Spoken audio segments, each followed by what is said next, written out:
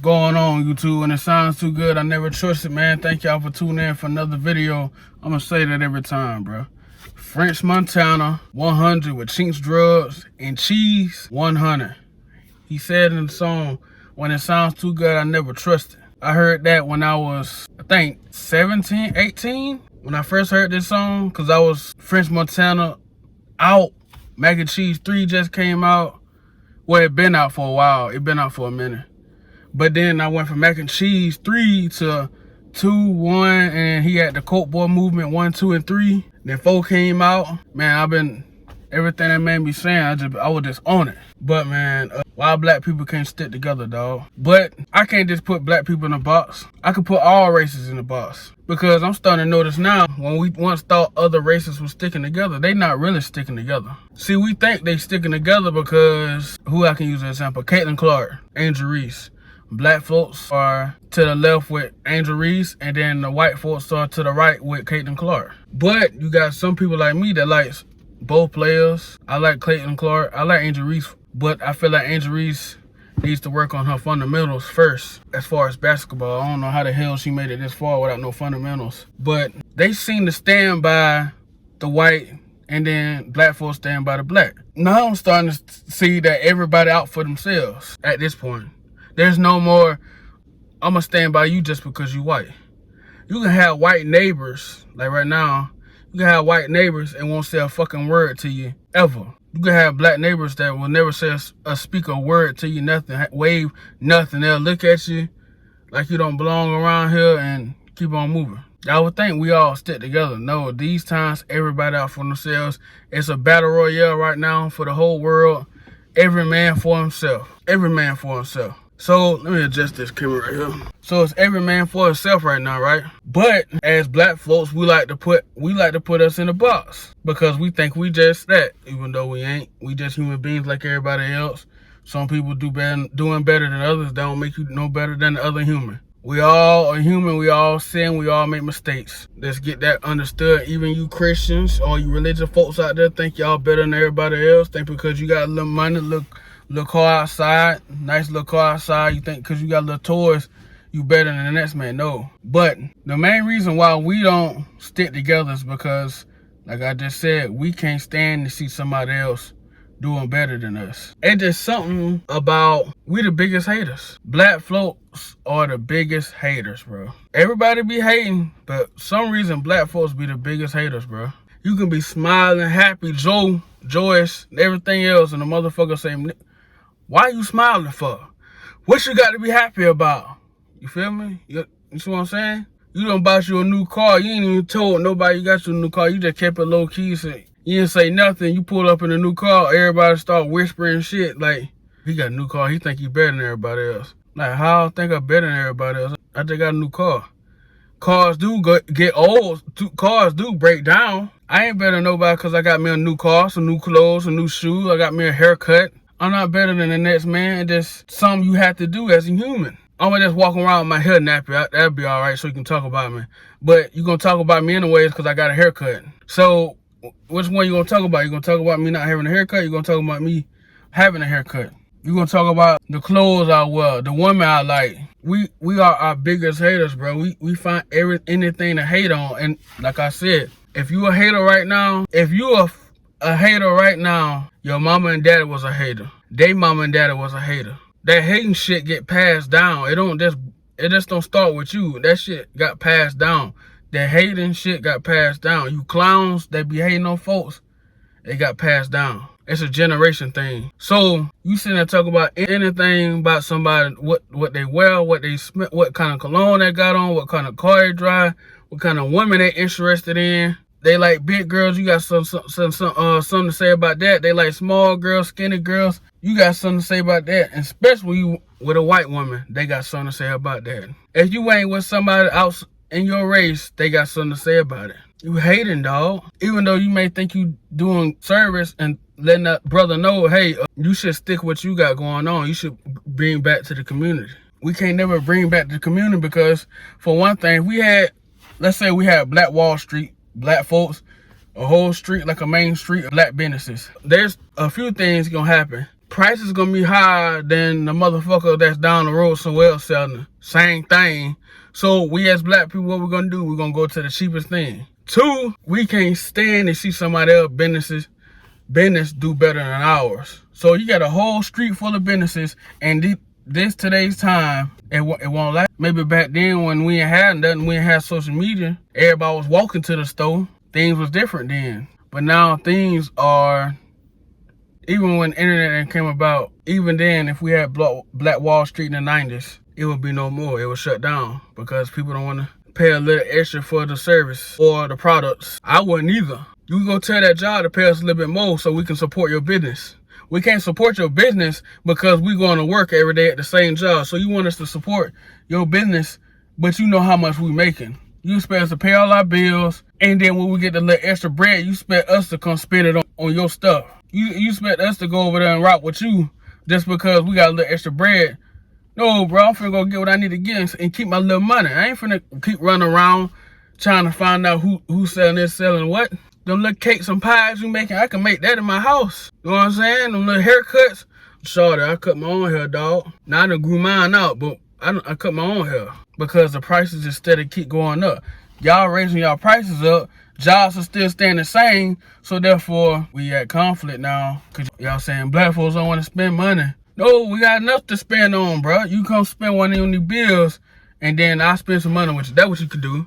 You can come over here and grab one of these bills. You take care of it for me. I'll take that same bill money and give it right back to you. Fair exchange. Shoot. But like I said, sometimes we take the joking, the comedy shit too far in a way, because there ain't nothing wrong with joking, nothing wrong with saying jokes and stuff like that. Ain't nothing wrong with it. Sometimes we get too personal with it. Like somebody wearing a polo shirt and you'll say some crazy stuff like, is that real polo? You know what I'm saying? It's like, bro, what does it matter? It's some clothes. It be looking like my eyes be cross-eyed, but this eye here is a laser eye. You feel me? But we'll talk about anything, somebody clothes, shoes, anything. So therefore, we start from talking about somebody's appearance. We start talking about somebody in-house, how they raising their kids, what their kids look like, what their kids wear, what their woman look like, what their man look like. We judge all these things, so therefore, we can never be happy. You got girls and men out there will love to date somebody that ain't the stereotype, but they can't because the people they hang around with gonna laugh at them, talking about them bad. They can't be happy because once they bring that person around, they're like, why you with this cornball?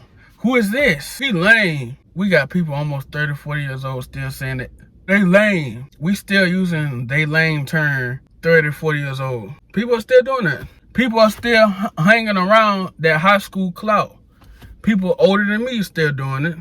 People graduated with me. People who little bit under me still holding on to that little clout they had since high school, dictating how things around them should be. You and your homegirl got a friend group, and you bring your man around you ain't told nobody about, and he ain't fitting the picture to everybody else. This ain't y'all man. This is my man. Why y'all worrying about what he got going on? This ain't y'all man. This is mine. Homeboy worrying about what kind of woman you bring around. You bring a woman around, she ain't bad.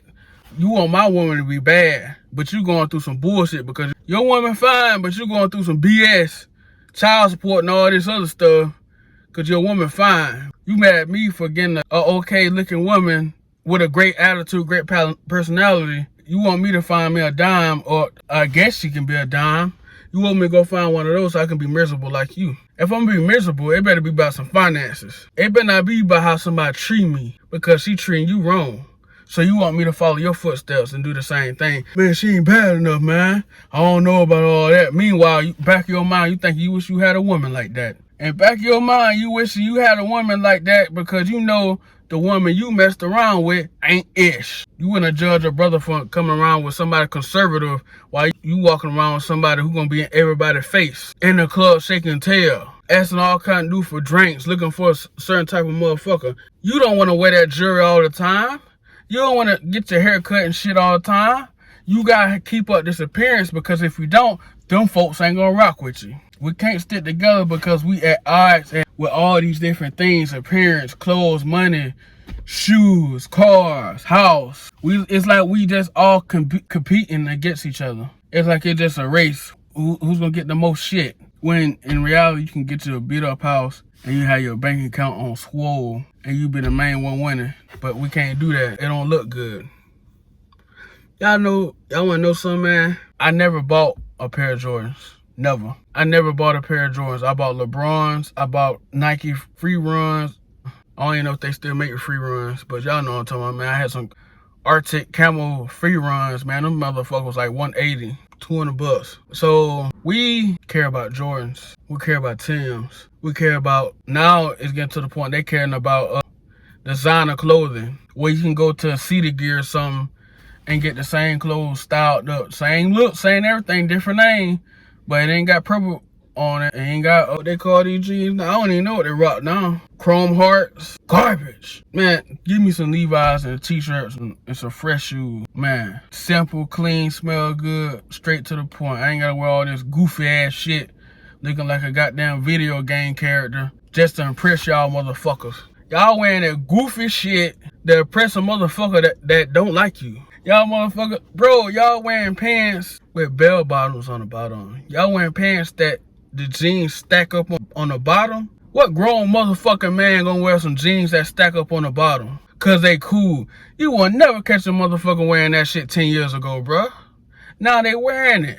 What the fuck? You would never. And then they got the nerve to make them in track suits. They make the stack jeans and track suits with the shirt, with the jacket and shit. And I'm looking like, bro, that look like a fucking female outfit. And then y'all had the nerve to wear it in the yellow and the orange. I'm like, man, you can at least wear that shit in the black, man. Then y'all wearing the shirts with the accents on it. It's like, bro, so your shirt aggressive, but your pants feminine. Then you got the nerve to put up some J's with it. You got the nerve to put on some J's with this shit, bro. You wearing stacked pants, aggressive shirt, weak feminine pants, and some J's. Fake earrings, fake chain, fake watch. That's to impress a motherfucker that don't even like you. This is why we can't stick together. We so worried about what people think of us. We can't never come together about no shit. At least when the white folk come around each other, even though they may not like each other, they wear that bullshit but pocket on swole. And ain't nobody talking about what they wearing. Only person who care about what they wearing is them women. New men come out the house, foot crusty and everything else. Don't give a damn. Like what? I'm ready. I'm comfortable. I ain't finna put on no board. I ain't finna put on no suit, nothing that. No. You got these folk going to church with ball caps, t-shirt. They don't care about what they look like. They go to handle business. We the only race that cares about what we look like, how we look like we got $1 million, but we act like we got nothing. We act like we got nothing, but we look like we got $1 million. Man, them kids in Africa, them kids in, I say China, all them kids outside the United States be down the road kicking a can, just having a joyous time. Mom and dad and them all outside, cleaning up, fixing on cars, everybody outside playing, laughing, joking, talking. You got somebody down there giving a haircut outside. Mama over there washing clothes in that little spring right there with the other little neighborhood gals. They just the happiest they can be, ain't got shit.